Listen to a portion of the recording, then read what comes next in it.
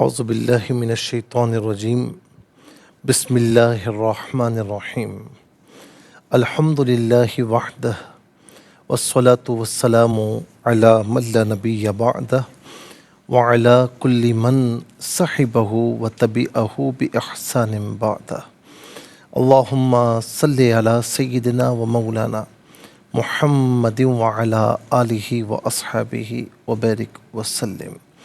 محترم ناظرین و سامعین، ویورز اینڈ لسنرز، السلام علیکم ورحمۃ اللہ وبرکاتہ۔ پروگرام قرآن سنیے اور سنائیے کے ساتھ آپ کا میزبان محمد سہیل رضا امجدی آپ کی خدمت میں حاضر ہے۔ ناظرین و سامعین، آپ جانتے ہیں کہ ہم پروگرام کا آغاز قرآن و حدیث کی بات سے کیا کرتے ہیں۔ جہاں تک درود پاک کا تعلق ہے تو درود پاک تو ویسے ہی پڑھنا چاہیے، اور زندگی میں ایک مرتبہ درود پاک پڑھنا فرض ہے۔ جب میرے نبی علیہ السلام کا ذکر ہو تو درود پاک پڑھنا واجب ہے، اور ویسے پڑھتے رہیں۔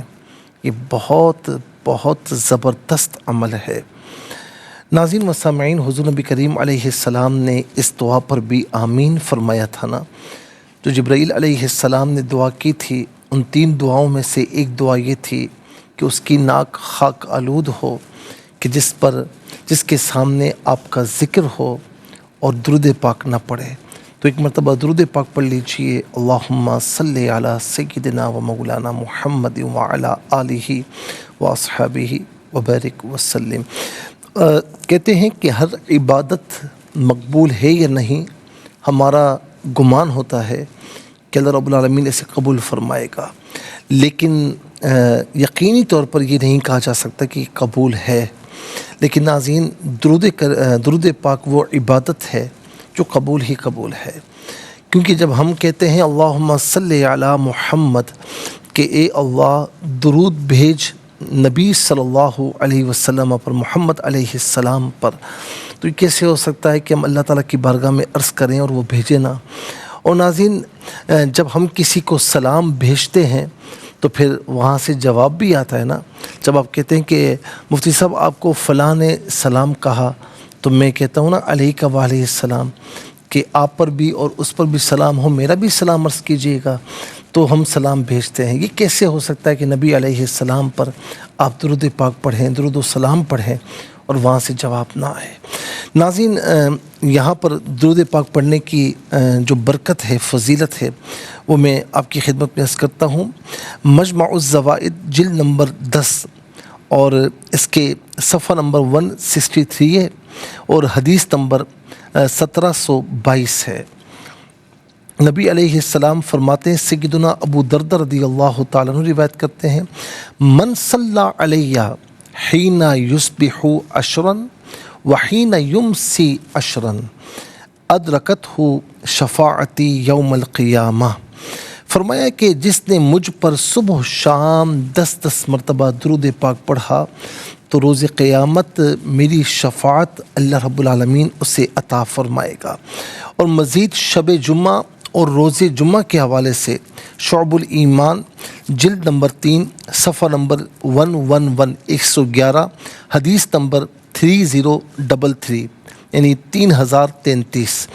اس میں یہ حدیث پاک ہے کہ نبی علیہ السلام کا فرمان خاص طور پر جمعرات کے غروب آفتاب سے لے کر جمعۃ المبارک کے غروب آفتاب تک، فرمایا کہ مجھ پر درود پاک کی کثرت کیا کرو، جو ایسا کرے گا قیامت کے دن میں اس کا شفیع ہوں گا، یعنی میں اس کی شفاعت فرماؤں گا۔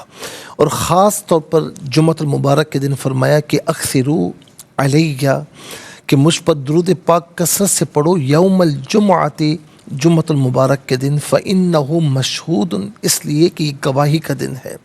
فرشتے ویسے بھی پہنچاتے ہیں، لیکن یہ دن خاص طور پر فرشتے گواہی دیتے ہیں کہ فلاں بن فلاں نے درود پاک پڑھا۔ تو ناظرین، کثرت سے درود پاک پڑھیے کہ یہ آقا علیہ السلام کی بارگاہ میں قرب کا انتہائی اہم ذریعہ ہے کہ اس ذریعے کو اپنا لیں تو انشاءاللہ ناظرین دنیا اور آخرت میں بیڑا ہی پار ہے۔ اللہ تعالی ہم سب کو کثرت سے درود پاک پڑھنے کی توفیق مرحمت فرمائے۔ چلتے ہیں ناظرین آج کے سبق کی جانب۔ ہمارا جو آج کا سبق ہے وہ سورہ مریم اور سورہ مریم کی آیت نمبر 63 ہے جو آج کے سبق میں شامل ہے۔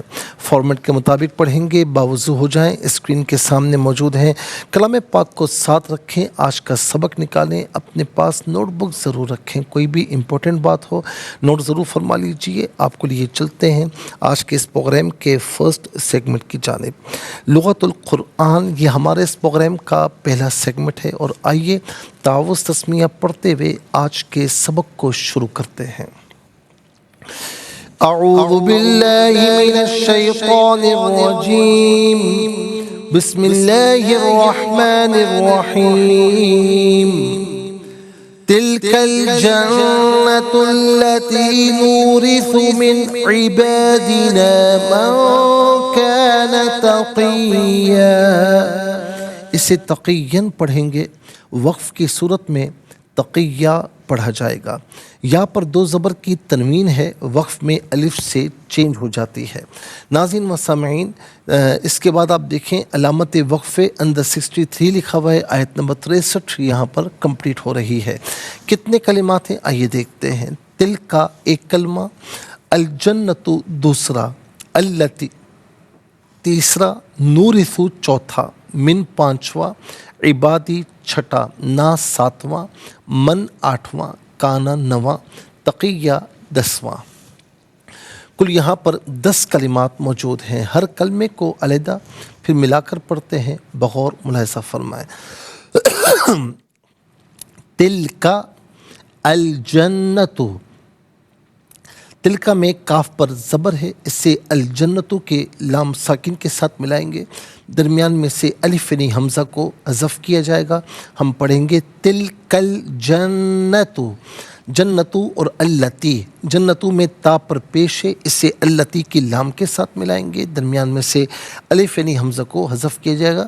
ہم پڑھیں گے جنت اللتی، تلکل جنت اللتی نورثو، را کے نیچے زیر ہے، را کو باریک کر کے پڑھا جائے گا، زبر یا پیش ہو تو پر پڑھتے ہیں، زیر ہو تو باریک پڑھتے ہیں، یہاں باریک پڑھیں گے۔ نورثو، من عبادی علیحدہ ہے، نا علیحدہ ہے، ہم پڑھیں گے من عبادینا، من میں نون ساکن ہے، اس کے بعد عبادی کی عین حرف حلقی ہے، تو نون ساکن کے بعد یا تنوین کے بعد حرف حلقی میں سے کوئی حرف آ جائے تو نون ساکن ہو یا تنوین ہو اسے اظہار کے ساتھ پڑھتے ہیں، یعنی غنہ یا اخفا نہیں کیا جائے گا۔ تو ہم پڑھیں گے من عبادینا، من عبادنا، من عبادنا غلط، من عبادنا، من کان، من میں نون ساکن ہے، اس کے بعد حرف کاف حرف اخفا ہے، تو نون ساکن یا تنوین کے بعد حروف اخفا میں سے کوئی حرف آ جائے تو نون ساکن ہو یا تنوین ہو سے اخفا کے ساتھ پڑھا جاتا ہے۔ اخفا کہتے ہیں ناک میں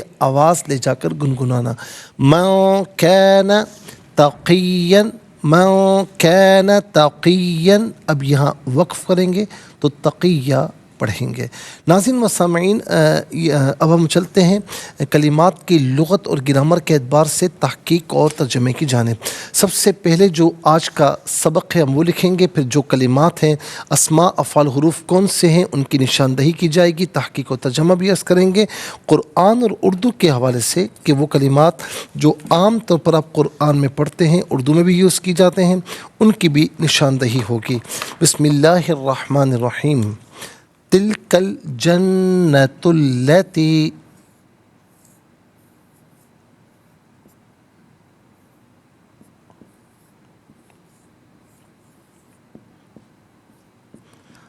تلك الجنة التي،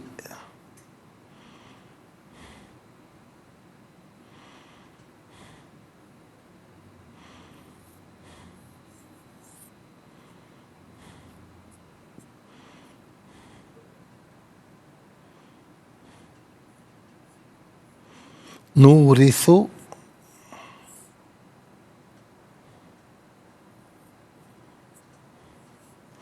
من عبادنا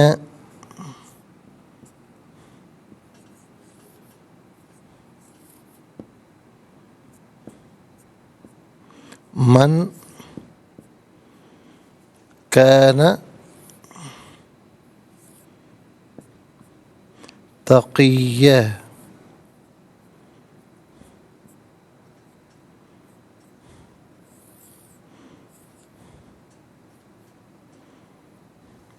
ناظرین یہ آیت نمبر 63 ہے جو یہاں پر مکمل ہو رہی ہے. چلیں جی سب سے پہلے ہم دیکھتے ہیں اسما. تل کا پہلا اسم ہے، الجنت دوسرا، التی تیسرا، عبادی چوتھا،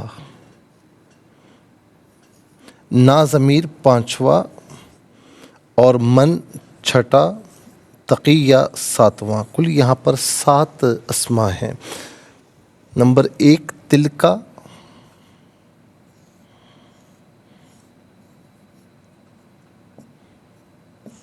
نمبر 2 الجنت،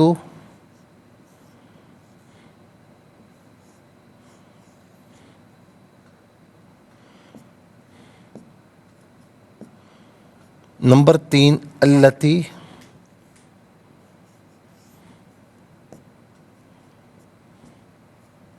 نمبر 4 عبادی، نمبر 5 نا ضمیر، نمبر 6 من، نمبر 7 تقیہ.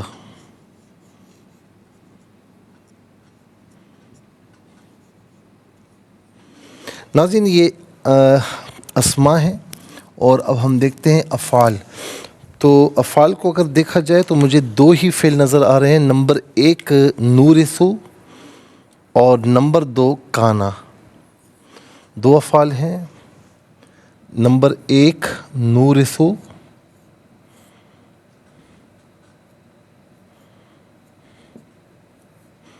نمبر 2 کانا.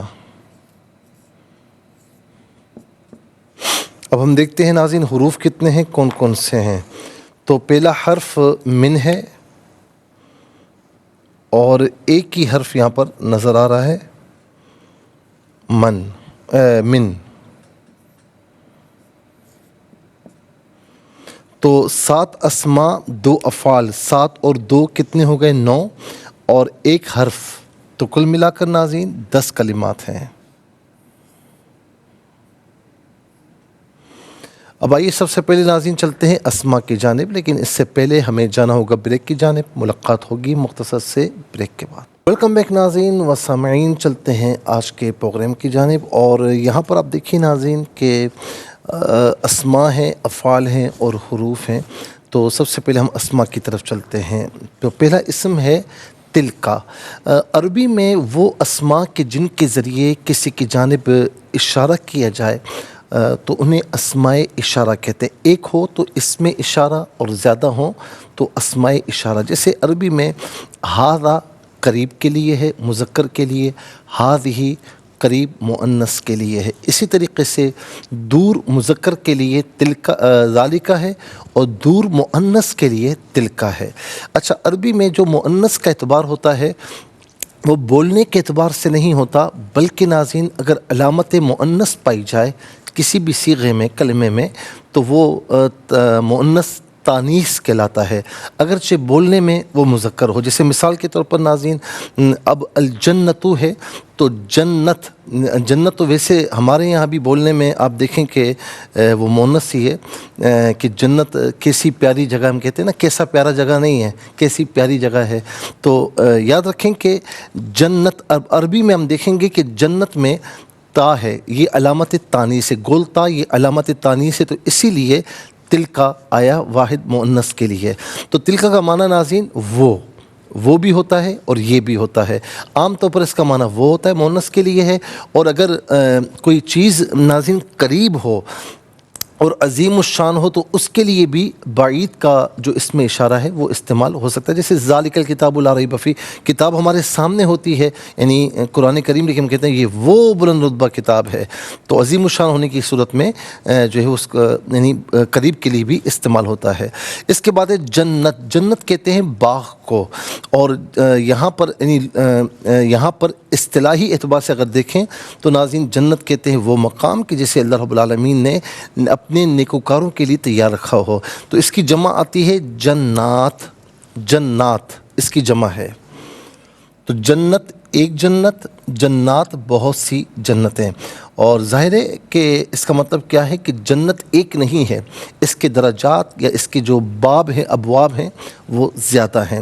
بعضوں نے کہا 7 درجات ہیں، بعضوں نے کہا 8 ہیں، زیادہ کے بھی اقوال موجود ہیں. تو لیکن بہرحال جنت کے درجات ہیں. تو جنت ایک جنت، جنات بہت سی جنتیں. بہت سی جنتیں، یہ عام طور پر اردو میں استعمال ہوتا ہے جنت. اس کے بعد التی. التی اسم موصول ہے، اور ناظرین اسم موصول وہ یعنی اس کا جو ربط ہوتا ہے نا اپنے ماقبل جملے سے اور مابعد جملے سے بھی ہوتا ہے، یا ماقبل کلمے سے یا مابعد کلمے سے بھی ہوتا ہے، کیونکہ اس کا معنی ہوتا ہے ملا ہوا ہونا. چونکہ اس کا لنک ہوتا ہے ماقبل اور مابعد سے، اسی لیے اس کو اسم موصول کہتے ہیں. التی واحد مؤنث کے لیے اس کا معنی وہ جو، اس کا معنی وہ جو. اس کے بعد ہے عباد. عباد عبد کی جمع ہے. عبد کہتے ہیں بندہ، عبد کہتے ہیں بندہ. عباد بہت سے بندے، جسے قرآن کریم میں سورہ فرقان کے آخری رکوع میں آپ دیکھیں عباد الرحمن الذین یمشون علی الارض ہونا واذا خاطبہم الجاہلون قالوا سلاما. تو عباد رحمان کے بندے، عباد الرحمن رحمان کے بندے. اور اسی طریقے سے عبد اس کا مفرد ہے عبداللہ، اللہ کا بندہ. عبداللہ ہمارے یہاں نام رکھا جاتا ہے، بڑا پیارا نام ہے. حضور نبی کریم صلی اللہ تعالی علیہ وسلم نے اس نام کو بڑا پسند فرمایا ہے. تو عبد اس کا مفرد ہے، اور یہ عام طور پر ہم اردو میں بھی استعمال کرتے ہیں. اس کے بعد نا. نا جمع متکلم کی ضمیر ہے. جمع متکلم کی ضمیر متصل ہو تو نا کی شکل میں، منفصل ہو تو نحنو کی شکل میں ہوتی ہے. نا یا نحنو اس کا معنی ہوگا ہم، ہمارا، ہمارے، ہماری، ہم سب. اس کے بعد ہے من. من ناظرین اس میں استفہام کے طور پر بھی یوز ہوتا ہے، اس میں شرط کے طور پر بھی یوز ہوتا ہے، اس میں موصول کے طور پر بھی یوز ہوتا ہے. من ایک شکل ہے، ایک کلمہ ہے، لیکن آپ دیکھیں اس میں استفہام بھی بنتا ہے بعض اوقات، اس میں شرط بھی ہے، اس میں موصول بھی ہے. یہاں پر یہ اس میں موصول ہے، اور یہ جب من ہوگا اس میں موصول، کیونکہ ما بھی اس میں موصول ہوتا ہے.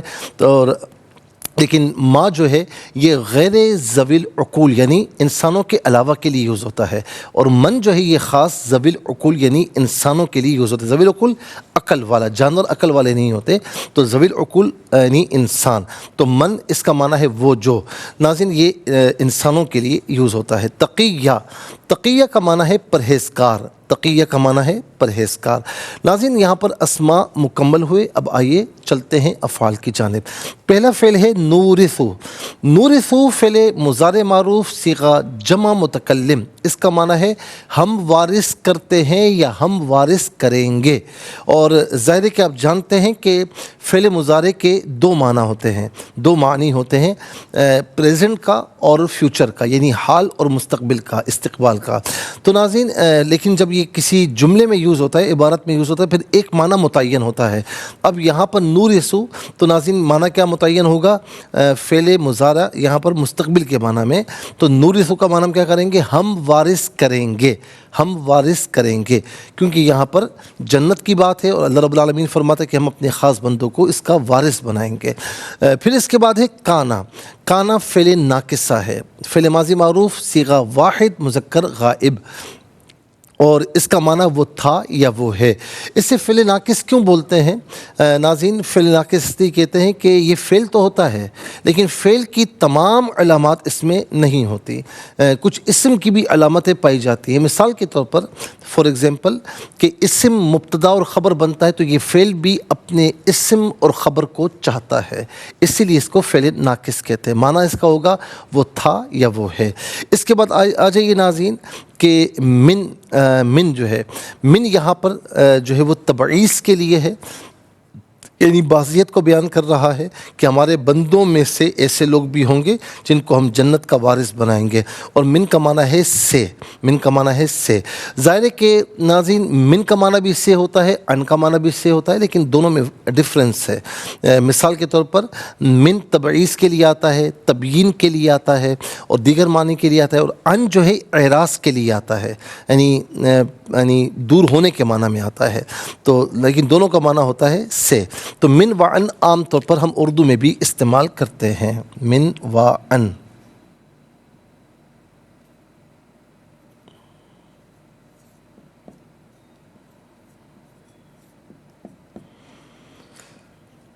ناظرین و سامعین، اب آپ دیکھ سکتے ہیں کہ 7 اسما، 2 افعال، 1 حرف، کل ملا کر 10 کلمات ہیں. 10 کلمات میں کل 3 کلمات ایسے ہیں جو عام طور پر اردو میں ہم استعمال کرتے ہیں. نمبر 1 جنت، نمبر 2 عبد، نمبر 3 من میں من معن. آئیے حروف کو آپس میں ملا کر کلمہ، کلمات کو آپس میں ملا کر جملہ، کلام یا آیت کیسے بنا کرتے ہیں. تو آئیے ملاحظہ فرمائیے. تا لام زیر تل، کاف لام زبر کل، تل کل. جیم نون زبر جن، نون زبر نا، تا لام پیش تل، جنت ال. لام زبر لا، تا یا زر تی، لتی. تل کل جنت التی. نون وا پیش نو، را زر ری، سا پیش سو، نوری سو. میم نون زر من، عین زر عی، با الف زبر با، دال زر دی، من عبادی. نون الف زبر نا، من عبادینا. میم نون زبر من، کاف الف زبر کا، نون زبر نا، من کان. تا زبر تا، قاف یا زرقی یا 2 زبر ین، تقین. یہاں وقف پڑھیں گے تو تقیہ پڑھیں گے. تلک الجنت التی نورث من عبادنا من کان تقیا. وقف کی صورت میں من کان تقیا. اب آئیے ناظرین چلتے ہیں تلاوت کی جانب، اور سب سے پہلے ہم تلاوت کریں گے ترتیل کے ساتھ. سماعت فرمائیے. اعوذ باللہ من الشیطان الرجیم. بسم اللہ الرحمن الرحیم.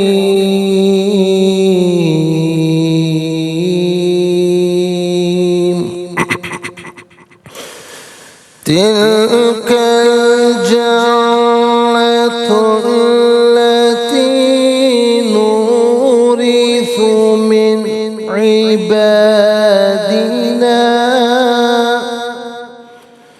نورث من عبادنا من كان تقيا.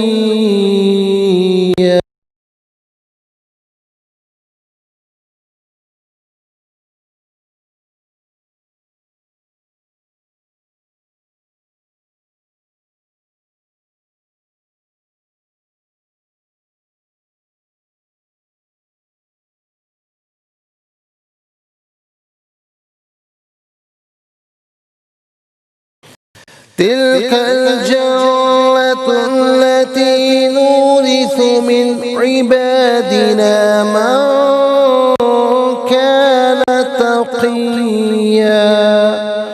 آمنت باللہ صدق اللہ العظیم. ناظرین و سامعین، یہاں پر جو ہمارا آج کا سبق تھا اس کی تلاوت کمپلیٹ ہوئی، اور اس کے ساتھ ہی ناظرین ہمارے اس پروگرام کا جو فرسٹ سیگمنٹ ہے وہ کمپلیٹ ہوا. آپ کو لیے چلتے ہیں سیکنڈ سیگمنٹ کی جانب. سیکنڈ سیگمنٹ ہمارا جو ہے اس میں ناظرین جو آج کا سبق ہے ہم حرف بہ حرف جو ترجمہ ہے وہ بھی آپ کی خدمت میں عرض کرتے ہیں، آسان فہم ترجمہ بھی، اور پھر آخر میں اس کی تفسیر بھی بالکل آسان فہم انداز میں آپ کی خدمت میں پیش کی جاتی ہے. تو سب سے پہلے حرف بہ حرف لفظ بہ لفظ ترجمہ ہم دیکھتے ہیں، آپ اسے بغور ملاحظہ فرمائیں. تل کا یہ ہے الجنت جنت. چونکہ جنت عظیم الشان چیز ہے تو اس لیے اس کا معنی یہ کیا گیا. الجنت جنت، التی وہ جس کا، نورثو ہم وارث کریں گے، من سے، عبادی بندوں، نہ اپنے، من اسے جو، کانا ہے، تقیہ پرہیزگار۔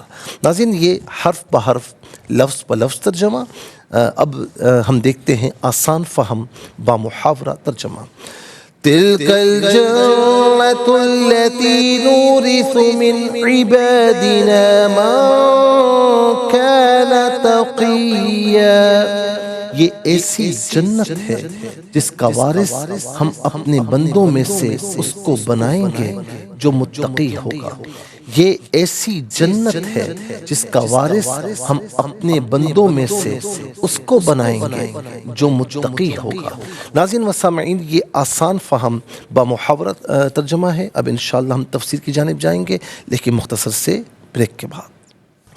ویلکم بیک ناظرین و سامعین، چلتے ہیں آج کے پروگرام کی جانب، اور ہم جو آپ کی خدمت میں تفسیر جو عرض کر رہے تھے ناظرین، وہ آیت نمبر 58 جس میں اللہ تبارک و تعالیٰ نے مختلف انبیاء کا ذکر فرمایا، اور اس کا ریزن بھی ہم نے آپ کی خدمت میں عرض کیا، اور ہم نے یہ بتایا کہ یہ آیت سجدہ ہے۔ اس کا طریقہ بھی ہم نے عرض کیا کہ جب بھی آیت سجدہ آپ سنیں، آپ نے کل بھی سنی تھی تو اور کل بھی سجدہ واجب، اور آج بھی چونکہ ہم اسی کی تفسیر عرض کر رہے ہیں تو سجدہ کر لیجئے گا۔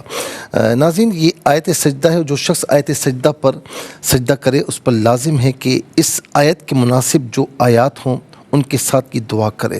مثلا جو شخص الف لام میم السجدہ کی آیت سجدہ پر سجدہ کرے تو وہ یہ دعا کرے، اے اللہ مجھے اپنی رضا کے لیے سجدہ ریز ہونے والوں میں سے بنا دے اور اپنی حمد کرنے والوں میں سے بنا دے، اور میں اس سے تیری پناہ میں آتا ہوں کہ میں تیرا حکم سن کر تکبر کروں۔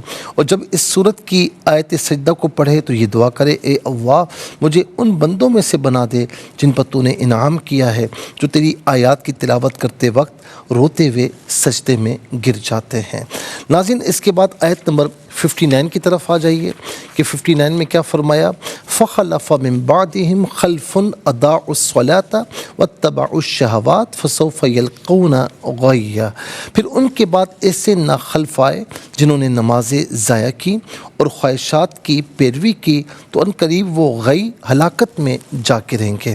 نیک اولاد کو خلف کہتے ہیں لام کے زبر کے ساتھ، اور بری اولاد کو خلف کہتے ہیں ناظرین لام کے جزم کے ساتھ۔ اچھا ہمارے یہاں کیا ہے کہ جو اس میں تمیز نہیں کی جاتی، نیک ہو یا بد تو جو منہ میں آتا ہے ہم کہہ دیتے ہیں، خلف کہہ دیتے ہیں، تو اس طرح نہیں کہنا چاہیے، بلکہ خلف اچھی اولاد کو، نیک اولاد کو، اور خلف جو ہے بری اولاد کو کہا جاتا ہے، اور ہمارے یہاں بری اولاد کو ناخلف بھی کہتے ہیں۔ اچھا نمازوں کو ضائع کرنے کا ایک معنی یہ ہے کہ نماز کے حقوق اور اس کے واجبات کی رعایت نہ کی جائے۔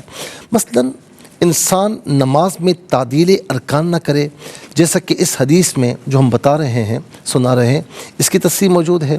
حضرت ابو ہریرہ رضی اللہ تعالی عنہ بیان کرتے ہیں کہ اللہ کے رسول صلی اللہ علیہ وسلم مسجد میں تشریف لائے۔ آپ علیہ السلام کے بعد ایک اور شخص مسجد میں داخل ہوا، اس نے نماز پڑھی، پھر اس نے آ کر نبی علیہ السلام کو سلام کیا، آپ نے اس کے سلام کا جواب دیا، فرمایا واپس جاؤ اور نماز پڑھو کیونکہ تم نے نماز نہیں پڑھی۔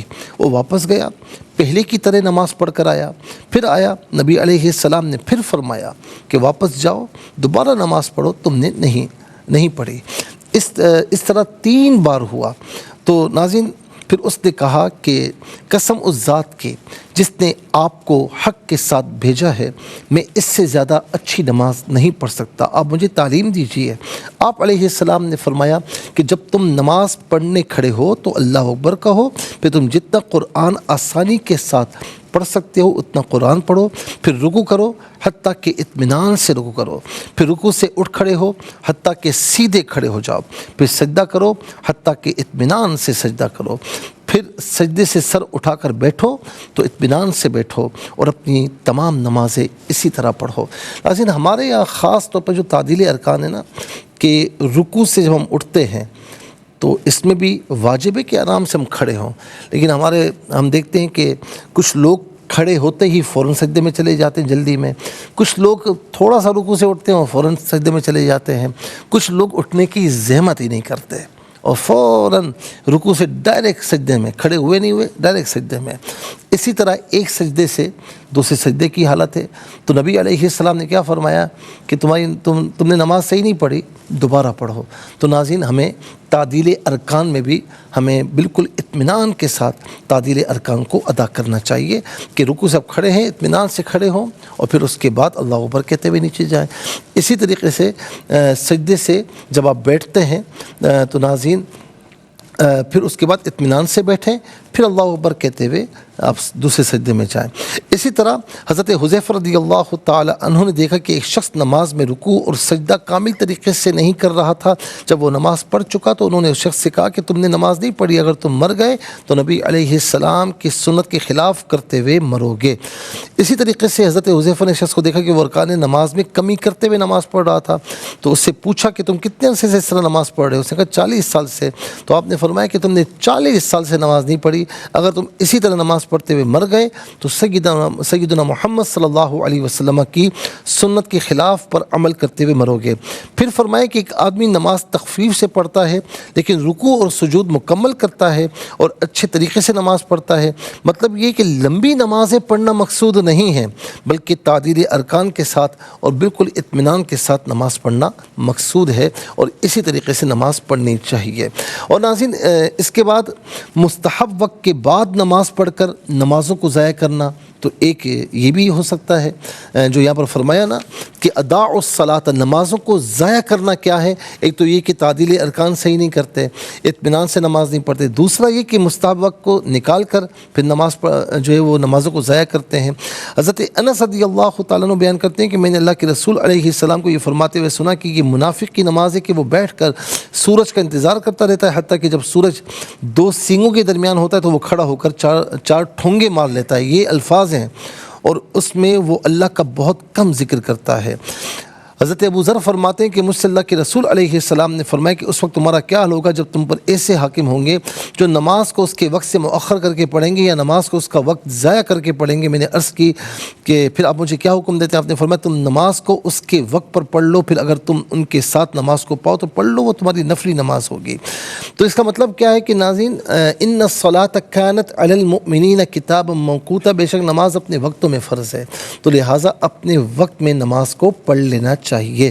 بہت سے لوگ بیٹھے ہوئے ہوتے ہیں، باتیں کر رہے ہوتے ہیں، وقت گزار لیتے ہیں، اور بالکل جو یعنی مثال کے طور پر اب عصر کے جو آخری 20 منٹ ہوتے ہیں وہ تو مکروہ وقت ہوتا ہے، خدا نہ خواستہ کسی نے کوئی کام میں ہے کسی وجہ سے نہیں پڑھی تو وہ پڑھ لے، لیکن اپنی عادت بنا لینا اور بالکل اخیر وقت میں پڑھنا تو یہ صحیح نہیں ہے، یہ غلط ہے۔ اسی طریقے سے ناظرین، نماز فجر میں بیٹھے ہوئے ہیں، انتظار کر رہے ہیں، باتوں میں لگے ہوئے ہیں، لیکن عین وقت پر جب بالکل جو ہے نا نماز کا آخری وقت رہ گیا اس وقت اٹھ کر نماز پڑھنا یہ نہیں۔ اپنے وقت پر اطمینان کے ساتھ نماز پڑھنا، اور اگر وقت کو گزار کر پڑھا تو نمازیں ضائع ہیں، اضاع الصلاۃ کے ضمن میں وہ بھی آئے گا۔ مزید انشاءاللہ عرض کریں گے ناظرین، لیکن آج کے لیے اتنا ہی کافی ہے۔ اس کے ساتھ ہی ہمارے اس پروگرام کا سیکنڈ سیگمنٹ کمپلیٹ ہوا۔ چلتے ہیں تھرڈ اور لاسٹ سیگمنٹ کی جانب۔ قرآن سب کے لیے یہ سیگمنٹ آپ کا سیگمنٹ ہے، دنیا بھر سے آپ ہمیں کالز کر سکتے ہیں، اسکرین پر نمبرز ڈسپلے ہیں۔ آپ کا تعلق پاکستان سے باہر دنیا کے کسی خطے سے ہو، کسی ملک سے، اٹھائیے اپنے فونز، ڈائل کیجیے نمبرز کو، جوائن کیجیے ہمارے اس پروگرام کو۔ دیکھتے ہیں اس وقت لائن پر ہمارے ساتھ کون ہے۔ السلام علیکم۔ وعلیکم السلام ورحمۃ اللہ۔ جی کہاں سے؟ راولپنڈی سے۔ سنائیے۔ اعوذ باللہ من الشیطان الرجیم، بسم اللہ الرحمن الرحیم، تلک الجنۃ التی نورث من عبادنا من کان تقیا۔ ترجمہ، یہ ایسی جنت ہے جس کا وارث ہم اپنے بندوں میں سے ان کو بنائیں گے جو متقی ہوگا۔ جزاک اللہ خیر۔ السلام علیکم۔ وعلیکم السلام ورحمۃ اللہ۔ السلام ورحمۃ اللہ۔ جی کہاں سے؟ مجھ سے بات کر رہی ہیں نا؟ جی جی جی آپ کیسے ہیں؟ ٹھیک ہے الحمدللہ، آپ ٹھیک ہیں؟ خیریت سے؟ الحمدللہ۔ سنائیے۔ اعوذ باللہ من الشیطان الرجیم، بسم اللہ الرحمن الرحیم، تلک الجنۃ التی نورث من عبادنا من کان تقیا۔ ترجمہ، یہ ایسی جنت ہے جس کا وارث ہم اپنے بندوں میں سے اس کو بنائیں گے جو متقی ہوگا۔ جزاک اللہ خیر۔ السلام علیکم۔ وعلیکم السلام۔ جی کہاں سے؟ میں حیدرآباد سے علی حیدر بات کرتا ہوں۔ علی حیدر جی، سنائیے بیٹا۔ آپ پڑھا دو۔ بسم اللہ الرحمن الرحیم۔ بسم اللہ الرحمن الرحيم تلك الجنة التي تلك الجنة التي نورث نورث من عبادنا من عبادنا من كان تقيا. من كان تقيا. جزاک اللہ خیر. السلام علیکم. السلام علیکم. وعلیکم السلام. جی کہاں سے؟ جی تاننے والا سے. سنائیے. جی اعوذ باللہ من الشیطان الرجیم بسم اللہ الرحمن الرحیم تلک الجنة التي نورث من عبادنا من كان تقیا. یہ ایسی جنت ہے جس کا وارث اپنے بندوں میں سے اس شخص کو بنائیں گے جو متقی ہوگا. جزاک اللہ خیر. السلام علیکم. وعلیکم السلام. جی کہاں سے؟ میں حیدرآباد سے حسین بات کر رہا ہوں. جی بیٹا سنائیے. اعوذ باللہ من الشیطان الرجیم بسم اللہ الرحمن الرحیم تلک الجنة التي نورث من عبادنا من كان تقیا. بیٹا یہ آپ بار بار زور کیوں دیتے ہیں؟ من کا یہ کیوں دیتے ہیں؟ بالکل نارملی پڑھیں. آپ بہت اچھا پڑھنے والے ہیں. نارملی پڑھیں گے تو انشاءاللہ بہت اچھا ہوگا. ٹھیک ہے. من میں نون ساکن ہے, اس کے بعد حرف اخفا ہے تو نون ساکن کو اخفا کے ساتھ پڑھا جائے گا. السلام علیکم. وعلیکم السلام. جی کہاں سے؟ جی مفتی صاحب آمنہ پنجاب سے. سنائیے بیٹا سنائیے. اعوذ باللہ من الشیطان الرجیم بسم اللہ الرحمن الرحیم تلک الجنة التي نورث من عبادنا من كان تقیا. جزاک اللہ خیر. السلام علیکم. السلام علیکم. وعلیکم جی السلام. کہاں سے بیٹا؟ جی ہیرا لاہور سے. جی سنائیے بیٹا. جی اعوذ باللہ من الشیطان الرجیم بسم اللہ الرحمن الرحیم تلک الجنة التي نورث من عبادنا من كان تقیا. جزاک اللہ خیر. ناظرین و سامعین, اس کے ساتھ ہی ہمارے اس پروگرام کا وقت اپنے اختتام کو پہنچا. یہ پروگرام جسے آپ روزانہ علاوہ ہفتے اور اتوار کے سپہر 4 بجے سے لائیو اور پاکستانی وقت کے مطابق صبح 7 بجے سے ریپیٹ ٹیلی کاسٹ میں دیکھا کرتے ہیں. فیڈ بیک سے ضرور آگاہ کیجیے گا. www.arYQTV.tv کے پر آپ ہمیں جوائن کر سکتے ہیں ناظرین. اور یوٹیوب پر یہ پروگرام دیکھنا چاہیں تو اس پروگرام کے نام کے ساتھ ڈیٹ کے ساتھ سرچ کیجیے. اس پروگرام سے مستفیض ہوں اور اوروں کو بھی ترغیب دیجیے. ناظرین, مجدد میت سابقہ و حاضرہ سیدی امام احمد رضا خان فاضل بریلی رحمۃ اللہ تعالی علیہ کے مرید خاص تھے اور شاگرد خاص بھی تھے. 138 سال ان کی عمر تھی. کافی ایجڈ تھے اور کافی کمزور بھی تھے. ناظرین, ان کا کل انتقال ہوا ہے. آج ان کی نماز جنازہ تھی. تو ہمارے لیے بہت قابل احترام شخصیت. ظاہر ہے کہ جن سے ہم محبت کرتے ہیں تو ان کے ساتھ کسی کو نسبت ہو تو ہم تو ان سے بھی محبت کرتے ہیں. تو اللہ تعالیٰ ان کی مغفرت فرمائے, قبر کو جنت کا باغ بنائے, جنت الفردوس میں اعلیٰ مقام نصیب فرمائے. ان کی تمام لواحقین کو صبر جمیل اور اس پر اجر عظیم عطا فرمائے. اور آپ بھی ناظرین ایک مرتبہ فاتحہ پڑھ کر ان کو ایصال ثواب ضرور کیجیے گا. انشاءاللہ اگلے پروگرام میں پھر ملاقات ہوگی. اس وقت تک کے لیے آپ سے اجازت چاہیں گے. پروگرام قرآن سنیے اور سنائیے کے میزبان محمد سہیل رضا امجدی اور ARYQTV کی پوری ٹیم کو دیجیے اجازت, اس دعا کے ساتھ کہ اللہ رب العالمین آپ کا ہم سب کا حامی و ناصر رہے. السلام علیکم ورحمۃ اللہ وبرکاتہ.